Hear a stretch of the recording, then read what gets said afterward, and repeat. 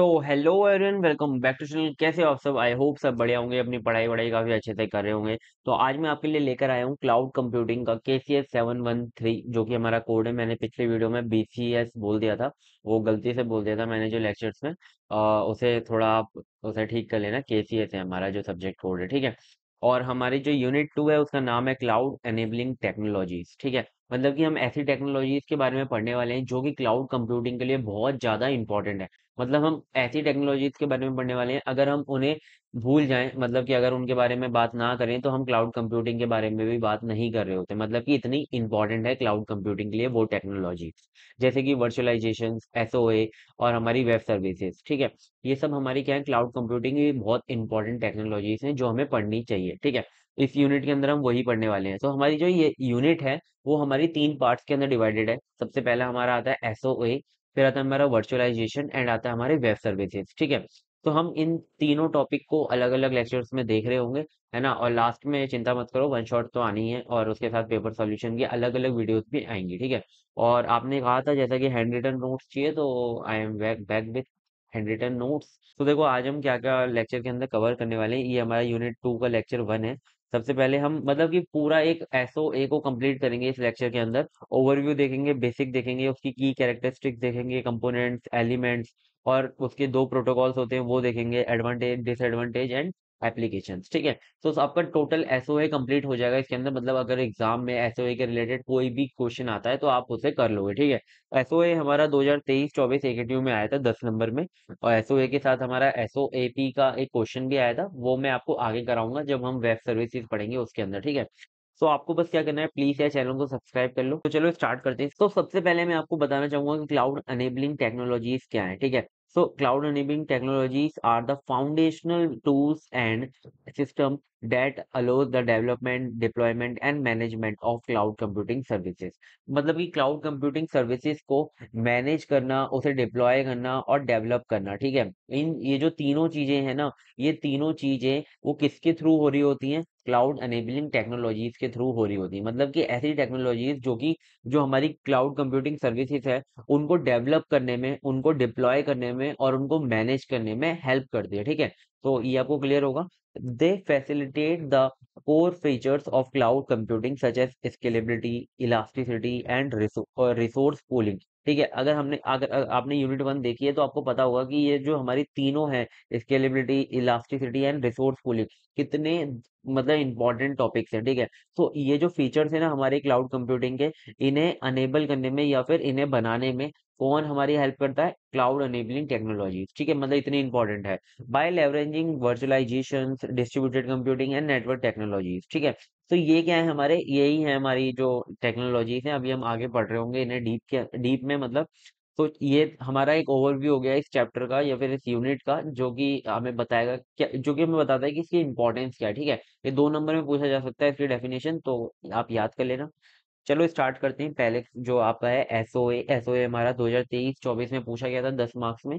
तो एसओए का full form क्या है? सर्विस ओरिएंटेड आर्किटेक्चर, ठीक है। अभी देखो, अभी तो हम पढ़ेंगे इसे। पहले मैं आपको एक कॉन्सेप्ट बता देता हूँ एसओए का। तो देखो, जैसे कि हमारा एक क्लाउड है, ठीक है, एक हमारा एक सर्विस प्रोवाइडर है, ठीक है, कोई भी। जैसे कि एक हमारा क्लाउड है। अब क्लाउड क्या है, बहुत तरीके की सर्विस प्रोवाइड कराता है। जैसे कि क्लाउड हमारा पेमेंट गेटवे प्रोवाइड करा रहा होता है, ठीक है। क्लाउड हमारा क्या, स्टोरेज प्रोवाइड करा रहा होता है। क्लाउड हमारा क्या प्रोवाइड करा है? नेटवर्क प्रोवाइड करा रहा होता है। प्रोसेसिंग पावर प्रोवाइड करा रहा होता है। तो ये क्या है, ये हमारी एक अलग अलग सर्विसेज हैं जो कि हम एक एक करके यूज कर सकते हैं, ठीक है। लेकिन अब हमें क्या करना है, अब हमें इन सर्विसेज को क्या करना है, एक साथ हमें यूज करना है। मतलब कि हम चाहते हैं कि हम एक ऐसी एप्लीकेशन बनाएं या फिर एक हम ऐसा सॉफ्टवेयर बनाएं जिसके अंदर पेमेंट गेटवे भी हो, जिसके अंदर स्टोरेज भी हो, जिसके अंदर हमारी प्रोसेसिंग पावर भी हो। तो हमें क्या करना है, इनको टुगेदर करके या फिर ग्रुप करके यूज करना है, ठीक है। तो अगर अगर हमें इन्हें ग्रुप करके यूज करना है तो हमें किसकी हेल्प लेनी पड़ती है? हमें हेल्प लेनी पड़ती है SOA की, ठीक है। सो SOA हमारा यहाँ पर यूज होता है। SOA हमारा यूज होता है when we use multiple services together in our one application और वन सॉफ्टवेयर। तो वी यूज SOA, ठीक है। और SOA कहाँ, और एक तो मल्टीपल मतलब हम इसे यूज कर सकते हैं, और SOA की हेल्प से ये जो सर्विसेज हैं ये आपस में कम्युनिकेट भी कर सकती हैं, ठीक है? जिससे कि मतलब जब ये कोई भी काम करें तो उनके अंदर इंटीग्रिटी बनी रहे और मतलब कि जो हमारा डेटा है वो आगे पीछे ना हो, ठीक है? तो यही हमारा एसओए का कॉन्सेप्ट होता है। तो देखो यहाँ पर हम मैंने डेफिनिशन लिख रखी है, it is an architectural approach that enables services to be created, deployed and managed in a network environment, ठीक है? तो ये हमारा क्या है, एक आर्किटेक्चरल अप्रोच है, ठीक है? कैसी अप्रोच है? आर्किटेक्चरल, ठीक है? ये एक हमें फ्रेमवर्क प्रोवाइड कराता है जिससे कि हमारी जो सर्विसेज है ग्रुप करके काम कर सकती है एक साथ, ठीक है? Together in a network environment. Network environment क्या होता है? मतलब कि थ्रू इंटरनेट, मतलब कि एक नेटवर्क इन्वायरमेंट पे काम करेंगे, ठीक है? तो ये हमारी एक छोटी सी डेफिनेशन हो गई। It focuses on breaking down complex application into smaller modular services which can be reused and combined to perform various functions across different systems, ठीक है? तो ये हमारी कहाँ पर मतलब फोकस करती है? ये जो हमारी बड़ी-बड़ी एप्लीकेशंस होती है ना, जैसे कि मैं अगर आपको एग्जांपल दूं, हमारी जो पेटीएम है, ठीक है? पेटीएम अगर आप यूज करते हो तो पेटीएम हमारी एक ऐसी एप्लीकेशन है जो कि काफी बड़ी सर्विस, क्योंकि उसके अंदर बहुत सारे हमारे काम कर रहे होती हैं जो सर्विसेज होती हैं, जैसे कि उसके अंदर एक तो पेमेंट तो होता ही है, मेन जो है पेमेंट के लिए, ठीक है? उसके साथ आप देखोगे कि पेटीएम के अंदर हम अपनी जो म्यूचुअल फंड्स है उसके अंदर हम इन्वेस्ट कर रहे होते हैं, एसआईपी काम कर रही होती है उसके साथ, और उसी के साथ हम क्या बोले तो उसके अंदर गेम्स भी होते हैं, और उसके साथ टिकट वगैरह बुकिंग भी हो रही होती है वहां पर। तो ये क्या है, बहुत सारी सर्विसेज एक साथ काम कर रही है, ठीक है? तो ये क्या करता है, एसओए हमारा किस पे काम करता है? हमारा मॉड्यूलर सर्विसेज पे काम करता है, स्मॉलर सर्विसेज पे काम करता है, जिससे कि हम एक अलग-अलग सर्विसेज अलग-अलग जगहों पर इंडिपेंडेंटली काम कर सके, है ना? अलग-अलग जगहों पर या फिर एक साथ मिलकर काम कर सके इंडिपेंडेंटली, ठीक है? अभी मैं आपको है ना और एग्जांपल बताऊंगा रियल वर्ल्ड, जब आपको और अच्छे से समझ में आएगा, ठीक है? और जिससे कि हमारे जो मॉड्यूलर होंगे ना, मतलब अलग-अलग मॉड्यूल्स होंगे, अलग-अलग सर्विसेज होंगी, उन्हें हम अलग-अलग सिस्टम्स में यूज कर सकते हैं, है ना? बिना उसे रिक्रिएट करे, ठीक है? The key idea behind SOA is to have loosely coupled reusable services that can be accessed over a network to provide business functionality, ठीक है? इसके पीछे मतलब कौन सा की आइडिया क्या है कि मतलब यहाँ पर हम जो है लूजली कपल्ड रीयूजेबल सर्विसेज को क्या कर सके, एक्सेस कर सके नेटवर्क के थ्रू, ठीक है? अब लूजली कपल और रीयूजेबल सर्विसेज कौन सी होती हैं? लूजली कपल वो सर्विसेज होती हैं जो कि इंडिपेंडेंटली काम कर रही हो, ठीक है? मतलब कि देखो पेटीएम जो हमारा एक सॉफ्टवेयर है ना? वहाँ पर बहुत सारी सर्विसेज़ काम कर रही हैं एक साथ, ठीक है? लेकिन वो सारी सर्विसेज़ इंडिपेंडेंटली भी काम कर रही हैं, ठीक है? मतलब कि एक सर्विसेज़ दूसरी सर्विसेज़ को कुछ नहीं जानती और उसमें कोई भी क्या बोलते हैं दिक्कत नहीं देती, है ना? और हम उसे रीयूज़ भी कर सकते हैं, मतलब कि हम पेमेंट वाली जो सर्विस है, हम उसे उठाकर किसी और सॉफ्टवेयर में भी यूज़ कर सकते हैं, ठीक है? तो इसी के बिहाइंड मतलब ये आइडिया है एसओए का। तो ये आपको कॉन्सेप्ट समझ में आ गया डेफिनेशन वाइज। अब मैं ना एक आपको रियल वर्ल्ड एग्जांपल दूंगा जिससे आपको सारे कॉन्सेप्ट क्लियर हो जाएंगे और एसओए आपके दिमाग में ऐसे मतलब चले जाएगा कि आप उसे बिल्कुल भी नहीं भूलोगे एक बार भी, ठीक है? तो देखो, अगर हम एक रेस्टोरेंट का एग्जांपल लें, ठीक है? SOA is like running a restaurant with various services, ठीक है? रेस्टोरेंट के अंदर ना बहुत सारी सर्विसेज होती है, जैसे कि आप रेस्टोरेंट में जाओगे तो वहां पर एक सर्विस होती है हमारी टेकिंग ऑर्डर, जो कि हमारा वेटर होता है वो आता है, वो ऑर्डर वगैरह ले रहा होता है, ठीक है? टेक कर रहा होता है। और एक होता है हमारा कुकिंग फूड, जो कि हमारे शेफ होते हैं, वो क्या करते हैं, वो किचन्स में क्या कर रहे होते हैं, खाना बना रहे होते हैं, ठीक है? और तीसरा होता है जनरेटिंग बिल, जो कैश काउंटर पे हमारा जो भी बंदा बैठा होता है वहां पर, वो क्या करता है, वो जनरेट कर रहा होता है बिल्स को और हमारी जो भी बिल्स आए हैं उनको मतलब पैसे वैसे ले रहा होता है, ठीक है? तो ये तीन काम एक साथ हो रहे होते हैं रेस्टोरेंट के अंदर। तो रेस्टोरेंट के ये अंदर क्या है कि ये जो तीन सर्विसेज हो रही है, ठीक है, अलग अलग, तो ये आप मतलब रेस्टोरेंट से समझ सकते हो इसे एसओए को। ईच सर्विस वर्क इंडिपेंडेंटली, और हर एक सर्विस के कैसे काम कर रही है, इंडिपेंडेंटली। क्या जो ऑर्डर ले रहा है उसे खाना बनाना आता है? नहीं आता, है ना? जो खाना बना रहा है क्या वो ऑर्डर लेने जा रहा है? नहीं जा रहा, है ना? क्या उसे जनरेट करना आता है? बिल नहीं आता। तो ये क्या है, इंडिपेंडेंटली काम कर रही है, मतलब कि ये डिपेंडेंट नहीं है एक दूसरे पर, ये इंडिपेंडेंटली अपना काम कर रहे हैं, ठीक है? Meaning the same service can handle request, है ना? मतलब कि इस इसका मीनिंग क्या है कि same services can handle request. इसमें जो हर एक सर्विसेज है क्या करती है, रिक्वेस्ट को हैंडल करती है। जैसे कि ऑर्डर हम देंगे तो वो ऑर्डर ले लेगा, ठीक है? अब ऑर्डर जाकर क्या करेगा कि कुकिंग जो किचन में होगा शेफ उसे रिक्वेस्ट करेगा किसके लिए, फूड के लिए, ठीक है? और जो जनरेट बिल है वो जो भी बिल आया होगा फूड का वो जनरेट करके दे देगा, ठीक है? You don't need to know how each services work internally, ठीक है। और आपको भी नहीं पता होता कि अंदर कैसे सर्विसेज काम कर रही है, क्या आपको पता होता है कौन कैसे खाना बना रहा है, ठीक है। आपको बस क्या करना है, आपको बस जो भी सर्विस चाहिए आप ऑर्डर दोगे और आपको वो सर्विस मिल जाएगी, ठीक है। ऐसे ही होता है क्लाउड कंप्यूटिंग के अंदर, आपको नहीं पता होता कौन सी सर्विस कैसे काम कर रही है, बस आप क्या करते हो, आपको जो भी सर्विसेज को मतलब कि चाहिए होती है आपको सर्विस, आप उसे ऑर्डर करते हो या फिर उसके लिए पेमेंट करते हो और आपको वो सर्विस मिल जाती है, ठीक है।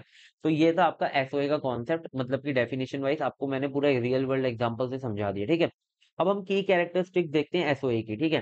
की कैरेक्टरिस्टिक्स क्या है, मॉड्यूलरिटी, मॉड्यूलरिटी है पहला इसका। SOA promotes breaking down applications into smaller reusable services, this make it easier to update, replace और scale specific part of system, ठीक है। सो एसओए हमारा क्या प्रमोट करता है कि एप्लीकेशंस को हम मॉड्यूल्स के अंदर डिवाइड कर दें, अभी हमने देखा था, जिससे कि हमारी जो सर्विसेज हैं वो हम उसे अपडेट कर सकें, रिप्लेस कर सकें और स्केल कर सकें एक स्पेसिफिक पार्ट को सर्विस की। ऐसा कि नहीं कि हम पूरे के पूरे सिस्टम को हमें अपडेट करना पड़ रहा है, पूरे के पूरे सिस्टम को हमें स्केल करना पड़ रहा है। हमें जिस सर्विस की ज़्यादा ज़रूरत है हम उसे अपडेट कर सकते हैं, ठीक है? और उसे स्केल कर सकते हैं। नेक्स्ट आता है रीयूजेबिलिटी। रीयूजेबिलिटी क्या होता है? Once created services can be reused across different applications, ठीक है? मतलब कि जैसे एक पेमेंट गेटवे है, रेज़र पे हमें एक पेमेंट गेटवे प्रोवाइड कराता है, ठीक है? अब हम क्या, जब जैसे कोई आप अगर ई-कॉमर्स प्लेटफ़ॉर्म बना रहे हो, तो आप वहाँ पर क्या करोगे, रेज़र पे से उसे जस्ट क्या करोगे, इंटीग्रेट करोगे, उसकी एपीआई को यूज़ करोगे अपनी जो भी आपका सिस्टम है या फिर एप्लीकेशंस है उसके अंदर। आप उसे बिल्कुल स्क्रैच से बनाने नहीं जाओगे, आप बस क्या करोगे, वो एपीआई प्रोवाइड कराता है, आप उसे लोगे और अपने में यूज़ कर लोगे। ऐसे ही जैसे कि आप गूगल मैप का अगर आप यूज़ करना चाहते हो, तो गूगल मैप हमें एक एपीआई प्रोवाइड कराता है, आप उसे लेते हो और अपने एप्लीकेशन में यूज़ कर लेते हो, ठीक है? नेक्स्ट आता है आपका इंटरऑपरेटिबिलिटी, ठीक है। इंटरऑपरेटिबिलिटी का मतलब क्या होता है, SOA is a platform and technology independent, ठीक है। एसओए हमारा एक ऐसा प्लेटफॉर्म है जो कि हमारा टेक्नोलॉजी इंडिपेंडेंट है। इसमें क्या होता है कि हमारे हमें ये कोई भी टेक्नोलॉजी पे डिपेंडेंट नहीं होता है, इसमें कोई सी भी आप टेक्नोलॉजी का यूज कर सकते हो, ठीक है। तो यहाँ पर क्या होता है कि जो हमारी अलग अलग जो सर्विसेज होती हैं वो आपस में स्टैंडर्ड, है ना, स्टैंडर्ड प्रोटोकॉल्स का यूज करके कम्युनिकेट करती हैं, ठीक है। मतलब कि जो आपस में कम्युनिकेशन होगी उनके बीच में, वो स्टैंडर्ड प्रोटोकॉल्स का या फिर स्टैंडर्ड रूल्स का यूज करके करेंगी, ठीक है। सो कौन-कौन से होते हैं, एचटीटीपी हो सकता है, एक्सएमएल, जेसन और सोप और रेस्ट, ठीक है। सोप और रेस्ट को हम आगे वेब सर्विसेज में और अच्छे से पढ़ रहे होंगे, ठीक है। सो ये क्या है, ये हमारे कुछ स्टैंडर्ड प्रोटोकॉल्स हैं जो कि यहाँ पर एसओए में सर्विसेज कम्युनिकेट करने के लिए यूज करती हैं, ठीक है। नेक्स्ट आता है आपका स्केलेबिलिटी। स्केलेबिलिटी तो आपका क्लाउड कंप्यूटिंग का भी पार्ट है, बहुत important. SOA supports the scaling of services independently, मतलब कि आप अलग-अलग सर्विसेज को क्या कर सकते हो, अलग-अलग मतलब कि स्केल कर सकते हो इंडिपेंडेंटली। नेक्स्ट आता है आपका गवर्नेंस। गवर्नेंस बहुत इंपॉर्टेंट टॉपिक है। यहाँ पर एसओए में क्या होता है कि आपको सर्विसेज को क्या होता है कि आपको हर टाइम उसे गवर्न करना होता है या फिर मैनेज करना होता है, ठीक है। हमेशा आपको एंश्योर करना है कि आपकी सर्विसेज मैनेज होती रहें, ठीक है।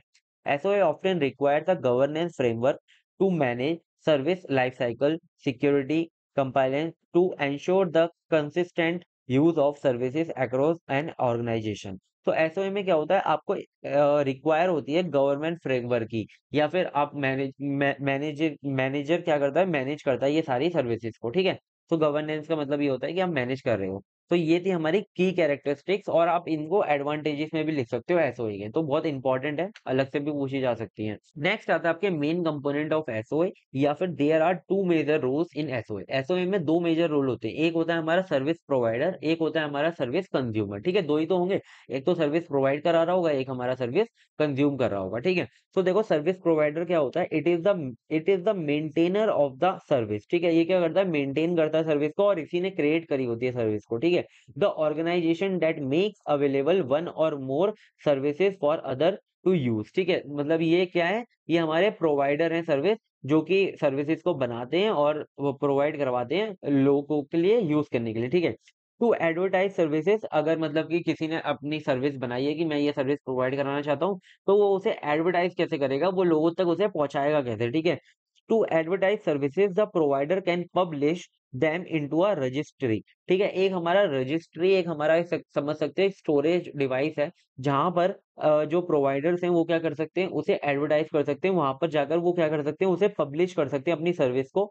उसके साथ सर्विस के साथ आपको क्या क्या चीजें देनी पड़ेंगी, आपको एक सर्विस कॉन्ट्रैक्ट देना पड़ेगा। सर्विस कॉन्ट्रैक्ट के अंदर हम क्या क्या लिखते हैं, nature of the service, service का नेचर हमें स्पेसिफाई करना होता है, हाउ टू यूज इट, और उस सर्विस को हम यूज कैसे करें वो प्रोवाइड कराना पड़ता है, the requirement of the service and the fees charge. ठीक है, तो ये सारी चीजें हमें, जब भी कोई सर्विस प्रोवाइडर सर्विस प्रोवाइड कराता है या फिर सर्विस को पब्लिश करता है, तो उसे ये सारी चीजें क्या करनी पड़ती है, रजिस्ट्री में जाकर स्पेसिफाई करनी पड़ती है या फिर रजिस्टर करनी पड़ती है। ठीक है, तो ये आपको रोल समझ में आ गया होगा सर्विस प्रोवाइडर का। अब सेकंड आता है सर्विस कंज्यूमर। ये मतलब कि कोई भी स्टार्टअप हो गया या फिर आपको यूज करनी है, मेरे को यूज करनी है, वो क्या हुए, सर्विस कंज्यूमर हो गए। वो क्या करेंगे, it can locate the service Meta data in the registry, वो जाकर मेटा डेटा देख सकते हैं रजिस्ट्री के अंदर, और जो भी डेटा है वो फिल कर सकते हैं, जो भी रिक्वायरमेंट है।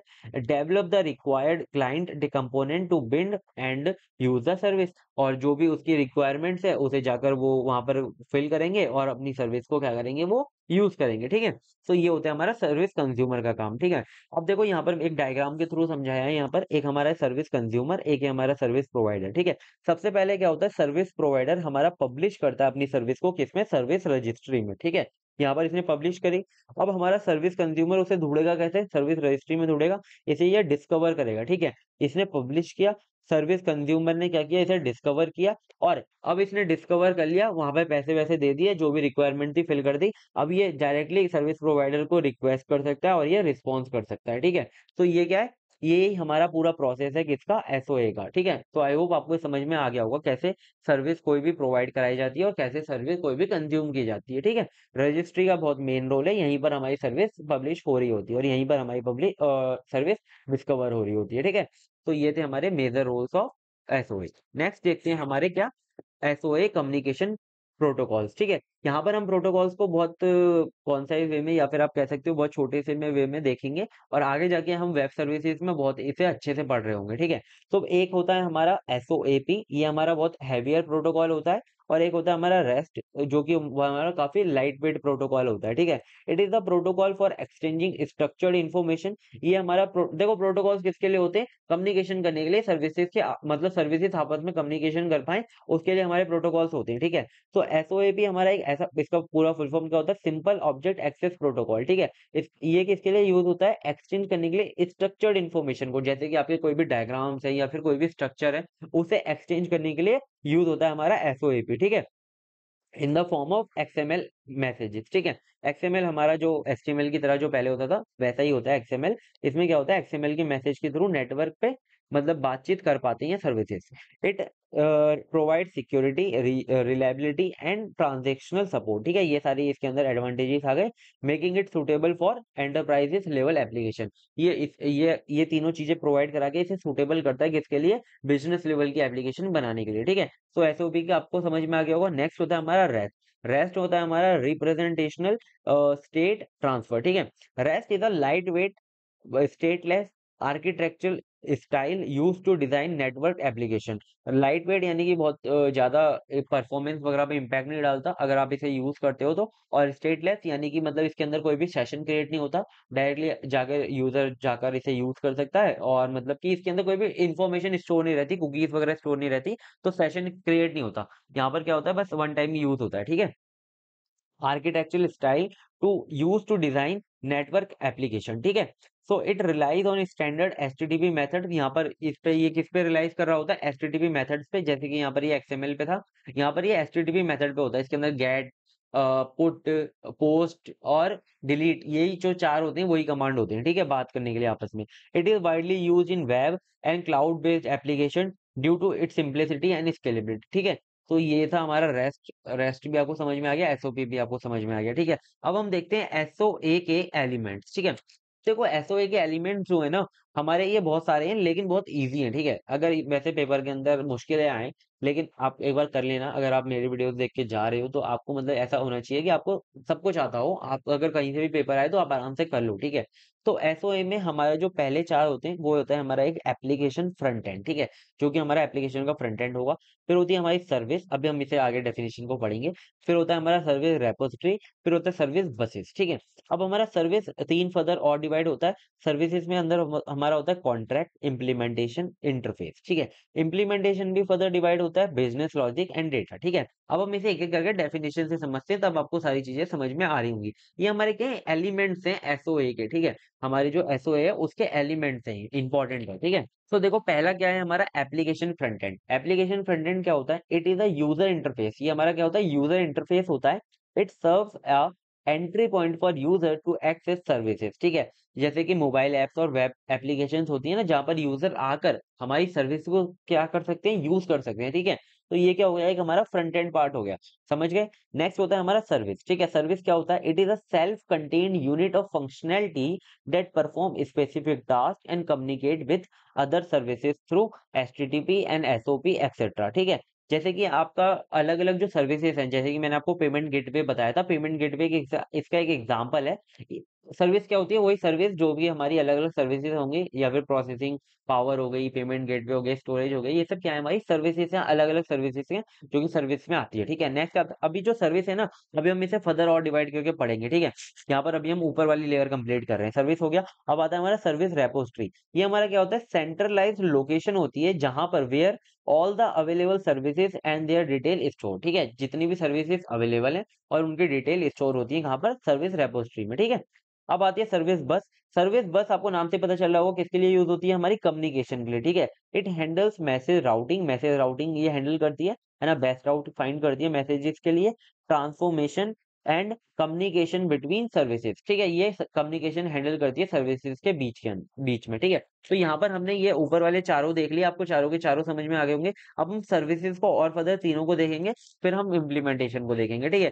तो सर्विसेज के नीचे आता है पहला कॉन्ट्रैक्ट, ठीक है? कॉन्ट्रैक्ट क्या होता है? इसके अंदर डिफाइन होता है एग्रीमेंट, जो कि एसपी और एससी के बीच में होता है, ठीक है? एसपी हमारा सर्विस प्रोवाइडर और सर्विस कंज्यूमर के बीच में जो हमारा एग्रीमेंट हुआ होता है, वो यहाँ पर डिफाइन किया होता है कॉन्ट्रैक्ट के अंदर, ठीक है? फिर आता है हमारा इम्प्लीमेंटेशन। इम्प्लीमेंटेशन होता है हमारा एक्चुअल कोड, जो भी हम सर्विस यूज कर रहे हैं वो कैसे बनाई गई है, उसके पीछे लॉजिक क्या है, उसके पीछे कोड कौन सा है, वो हमारा आता है इम्प्लीमेंटेशन के अंदर, ठीक है? फिर आता है हमारा इंटरफेस। इंटरफेस हमारा एक एपीआई होती है जो कि हम यूज कर रहे होते हैं किसी भी सर्विस को गेट करने के लिए, ठीक है? जैसे कि आपकी एपीआई बहुत सारी होती हैं, जो भी आप एचटीटीपी या एचटीटीपी का यूज करके करते हो, तो हमारी वो क्या होते हैं, इंटर एपीआईज होती हैं, मतलब कि डायरेक्टली यूआरएल्स होते हैं जहां पर आप जाकर सर्विसेज का यूज करते हो, ठीक है?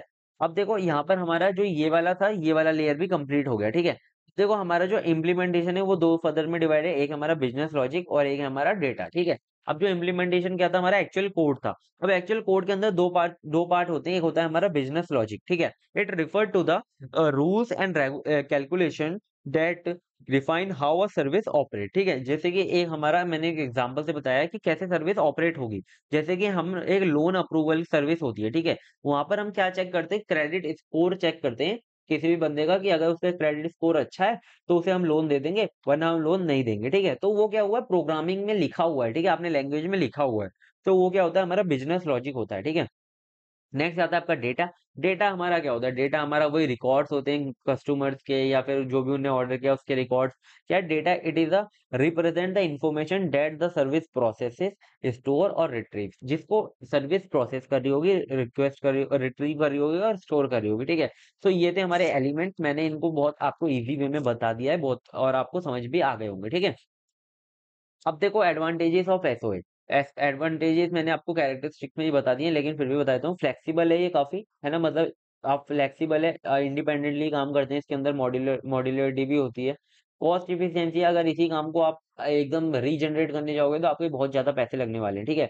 Improved scalability. स्केलेबिलिटी इम्प्रूव कैसे? कि मतलब आप इसमें इंडिपेंडेंटली सर्विसेज को क्या कर सकते हो, स्केल कर सकते हो, ठीक है? जब आपकी मर्जी हो। बेटर मेंटेनेबिलिटी, और वही आपके जो इंडिपेंडेंट सर्विसेज है ना, उसी की वजह से सारे एडवांटेजेस हैं ये, ठीक है? इसमें जो मेंटेन करना है वो भी बहुत इजी हो जाता है, ठीक है?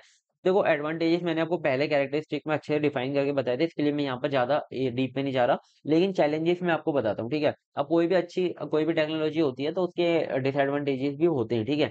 चैलेंजेस क्या है इसमें, पहला एक कॉम्प्लेक्स है। बेसिक सी बात है, जब आप बहुत सारी सर्विसेज को एक साथ मैनेज कर रहे होंगे तो वो कॉम्प्लेक्स हो जाएगी, ठीक है। While SOA offers flexibility managing many services and their interaction can lead to increase complexity. Basic सी बात है ना, कि आप ज्यादातर जब आप बहुत सारी सर्विसेज को एक साथ मैनेज करोगे तो कॉम्प्लेक्सिटी तो बढ़ ही जाएगी, ठीक है। फिर आता है परफॉर्मेंस ओवरहेड, है ना। परफॉर्मेंस पे भी कुछ फर्क पड़ेगा अगर आप हैवी प्रोटोकॉल का यूज करोगे। हैवी प्रोटोकॉल कौन सा होता है आपका, एसओएपी, ठीक है। अगर आप उसका यूज करोगे तो लेटेंसी आएगी और इम्पैक्ट करेगा परफॉर्मेंस पे। लेटेंसी मतलब डिले, ठीक है। गवर्नेंस मतलब कि आपको इंश्योर करना पड़ेगा services are constantly manage secured governed across the enterprises can be challenged, ठीक है। मतलब कि आपको मैनेज करना पड़ेगा उसे, ठीक है। और वो चैलेंज हो सकता है हमारा किसके लिए, बिजनेसेस के लिए, ठीक है। अब नेक्स्ट आता है सिक्योरिटी। मतलब कि अगर आपकी सर्विसेज आप थर्ड पार्टी से ले रहे हो और तो आपका क्या है, सारा का सारा डेटा ओवर द नेटवर्क है, ठीक है। तो आपको किस चीज का यूज करना पड़ेगा, आपको इंक्रिप्शन का यूज करना पड़ेगा, ऑथेंटिकेशन, ऑथराइजेशन, इन सब का आपको यूज करना पड़ेगा अपने डेटा को प्रोटेक्ट करने के लिए, ठीक है। तो सिक्योरिटी भी मेन एक्सपेक्ट आता है इसका, ठीक है। अब आती है आपकी application of SOA, last topic इस लेक्चर का। एप्लीकेशंस ऑफ एसओए की बात करें तो banking and finance, e commerce platform, मतलब कि बैंकिंग या फिर फाइनेंस का कोई एप्लीकेशन होगा वहां पर यूज हो रहा होगा आपका जो एसओए है, क्योंकि आप वहां पर मल्टीपल सर्विसेज का आप एक साथ यूज कर रहे होंगे।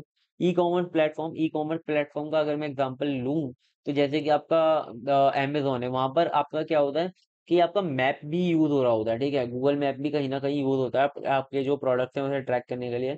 और आपकी जो क्या बोलते हैं, ऑर्डर जो भी हैं उन्हें मेंटेन करने के लिए एक सर्विस यूज हो रही होती है।